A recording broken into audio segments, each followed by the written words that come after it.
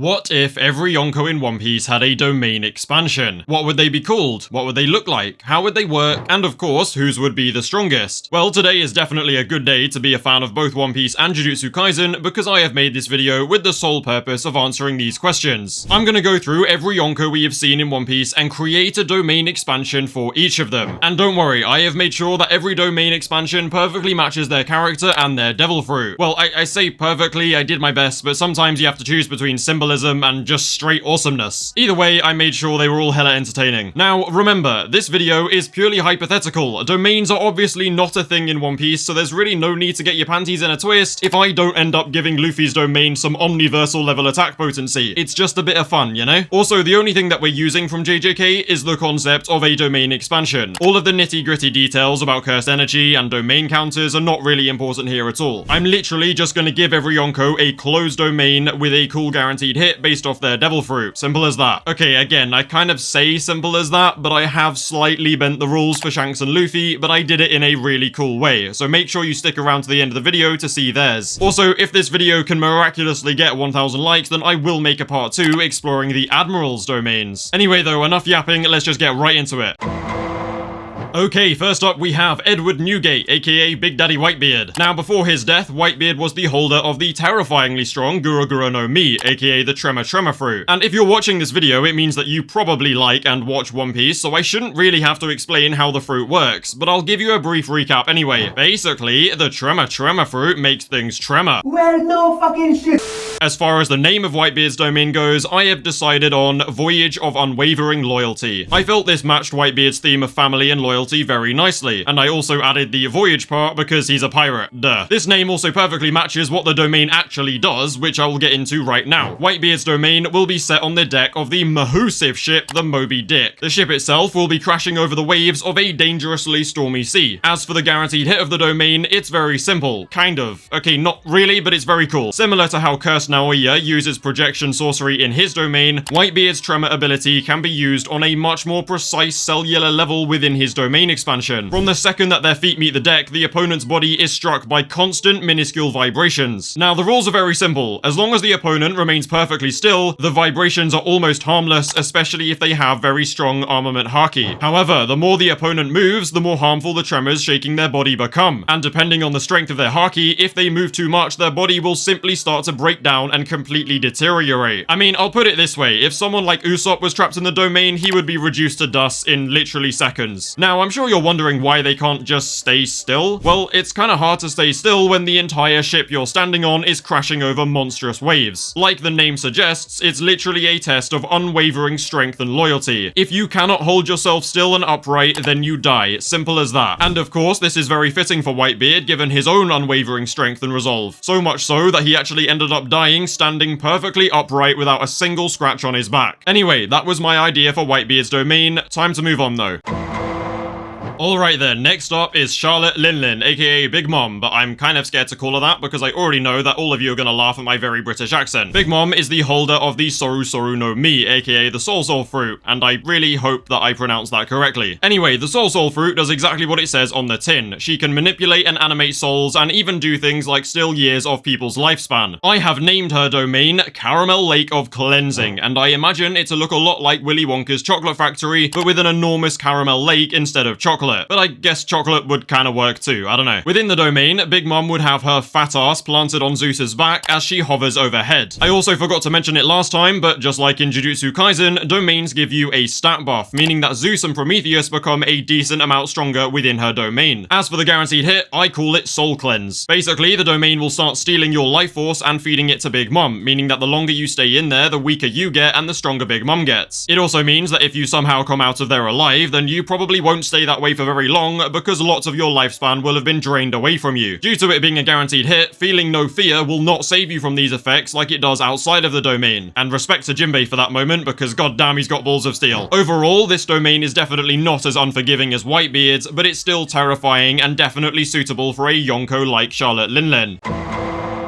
And next up we have Kaido, King of the Beasts, and I've gotta say, this one is one of my favorites. Kaido holds the Ui no Mi. I'm sorry, I'm gonna butcher the pronunciation, but whatever. Anyway, this fruit is also known as the, fish fruit for some completely unknown reason to me. I mean, I'm really not sure what Oda was smoking when he wrote this, but the last time I checked, fish do not fly and they do not breathe fire. But then again, reindeers don't talk, so what the fuck do I know? It basically just lets him transform into a ridiculously tough dragon that can literally erase a mountain with its blast breath. For Kaido's domain, I went with the name Cavern of Forgotten Bones. And like the name suggests, it's literally a round cavern littered with all types of bones. And these bones also pile up very high to form a throne for Kaido to sit and look down on his victims. Obviously, I took some inspiration from Ryomen Fraudkner here, another king who also sits atop a throne of bones in his innate domain. Now, I like to think that the bones represent all of the inferior opponents that Kaido overpowered and defeated over his years, giving him the title of Strongest Beast. For Kaido's sure hit though, I decided to keep things very simple, but definitely effective. The ceiling of the cavern would just be a giant skull with a gaping mouth, very similar to Onigashima. And when trapped inside the domain, the opponent is simply demolished by a giant beam of blast breath that fires from the skull's mouth, until literally nothing but dust remains. Now, like I said, it is very simple, but I'll play this clip so that you can better visualize it anyway.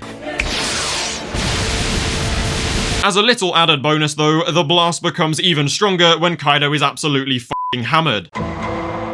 And now it's time for one that I'm sure a lot of you have been waiting for. It's none other than Marshall D. Teach, aka Blackbeard. He is definitely an interesting one because not only do we know surprisingly little about him, but he also possesses two separate devil fruits. He possesses the Yami Yami no Mi, or the Dark fruit that he stole from an ex-crewmate, and of course the Gura Gura no Mi, aka the Tremor fruit that he absorbed from Whitebeard during Marineford. And please do not ask me how he did that, I have no fucking clue, just accept it. Now I took another simple approach with Blackbeard's domain and simply called it the Unknown Abyss. I think it's actually a very fitting title considering that Blackbeard is the literal walking embodiment of the unknown. The domain's design is also incredibly simple. It's just a pitch black void. Like literally 100% darkness, you cannot see all. I've also decided that the darkness fruit is the main focus of the domain due to Teach having that fruit first and it also suiting his character better. The guaranteed hit of the domain is also pretty simple. The black vortex keeps you rooted in place as the darkness nullifies and absorbs any devil fruit powers that the opponent possesses. To do damage though, Teach will use the Gura Gura no Mi's abilities to slam them with shockwaves, sort of similar to how Sukuna uses a fire arrow alongside Cleave in Malevolent Shrine. And this is especially devastating given that the opponent literally cannot move, see, or use devil fruit powers to defend themselves. The only thing that will really help them in here is observation Haki and just Haki to beat the shit out of him, but that's it. And yes, I am well aware that all of the domains so far are crazy overpowered, especially this one. But guess what? I don't give a fuck because it's just for fun.